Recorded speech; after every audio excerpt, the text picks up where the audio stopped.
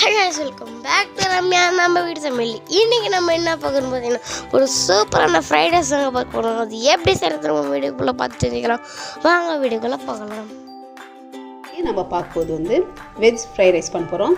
அதுக்கு தேவையானது வெங்காயத்தாள் அரை கப்பு எடுத்துனுக்கிறேன், கோஸு ஒரு 3/4 கப்பு, கேரட் 3/4 கப்பு, தனி ஒரு ஆவரி போட்டு வச்சுருக்கிறேன் அது 3/4 கப்பு, அது கொடை மிளகாய் 1 கப்பு பீன்ஸு, காரத்துக்காக நம்ம மிளகு பொடி சேர்க்குறோம்.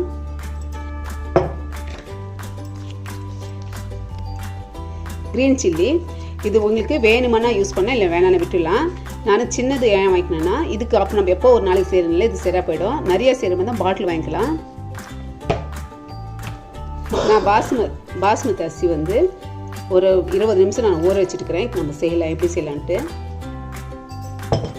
நான் 200 கிராம் அரிசி எடுத்துருக்கிறேன். நம்ம அரிசிக்கு உலை வச்சுட்டோம். அதில் 1 ஸ்பூன் எண்ணெய் ஊற்றிடலாம். ஃபஸ்ட்டு உப்பு 1 ஸ்பூன் போட்டுட்டு அது நல்லா கொதிக்கிட்டோம். அரிசி ஒரு உலை கொச்சி அரிசி நம்ம அரிசி போட்டுடலாம்.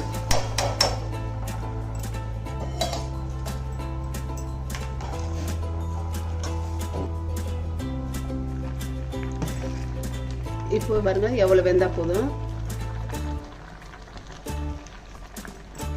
ஒரு 75% வெந்தால் போதும். ஸ்டவ் ஆஃப் பண்ணிட்டு நம்ம ஃபில்டர் பண்ணிடலாம்.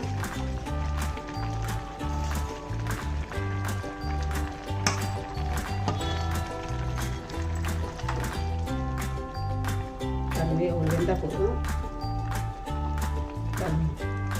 உடைஞ்சிட்டு நம்ம ஸ்டவ் ஆஃப் பண்ணிட்டு சாப்பாடு ஃபில்டர் பண்ணிடலாம்.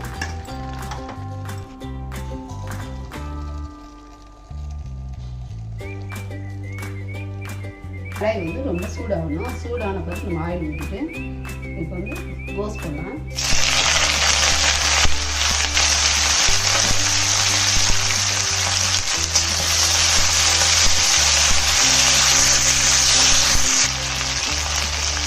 இப்போ கேரட் போடலாம்.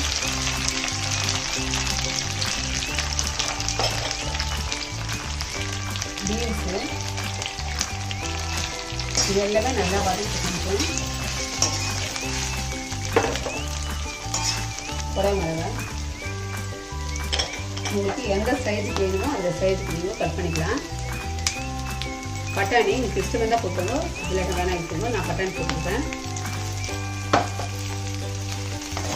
இது சால்ட் சுகர் கொஞ்சமாக போடணும். ஏன்னா கலர் சேஞ்ச் ஆகாது இருக்கும். நம்ம எவ்வளோ க்ரீன் போட்டோமோ அப்படியே இருக்கும் க்ரீனு.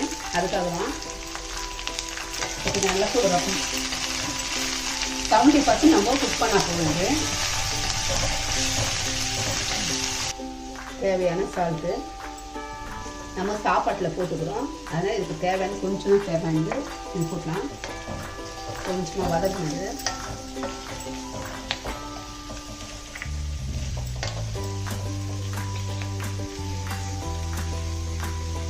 நம்ம காரம் எதுவும் போடாதனால மிளகு பொடி தான் போடுறோம். அதுக்கு க்ரீன் சில்லி டேஸ்ட் போல பிடிச்சிது ஒரு சின்ன ஸ்பூனில்.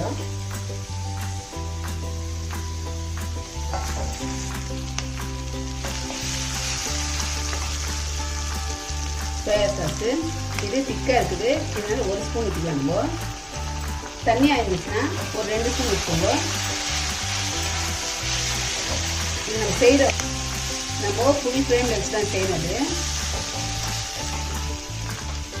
நம்ம கேஸ் ஃபுல்லாக வச்சு தான் செய்யணும். தீ கம்மியாக வைக்கக்கூடாது. இப்போ நம்ம ரைஸ் போடலாம். பாருங்கள் ரைஸ் பாருங்கள், இது மாதிரி தான் பொடி பொடியாக இருக்கணும். நான் ஃப்ரைட் ரைஸ்க்கு எக் ரைஸ்க்கெல்லாம் இந்த மாதிரி தான் பண்ணணும். ஒன்றுக்கு ஒன்று ஒட்டக்கூடாது.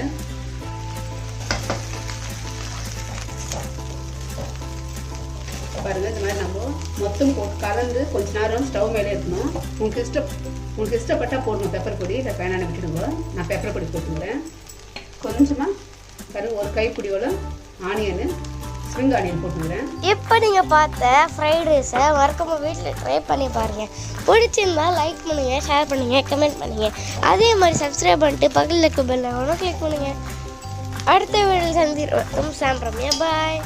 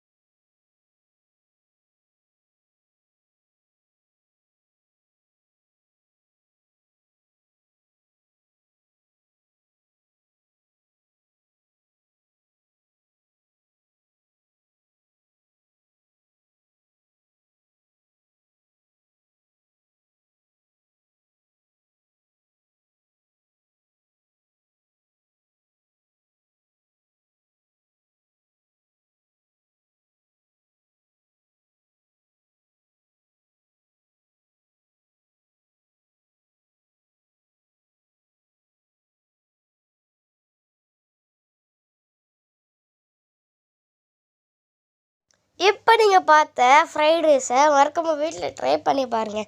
பிடிச்சிருந்தா லைக் பண்ணுங்கள், ஷேர் பண்ணுங்கள், கமெண்ட் பண்ணுங்கள். அதே மாதிரி சப்ஸ்கிரைப் பண்ணிட்டு பக்கத்தில் இருக்க பெல் ஐகானை கிளிக் பண்ணுங்கள்.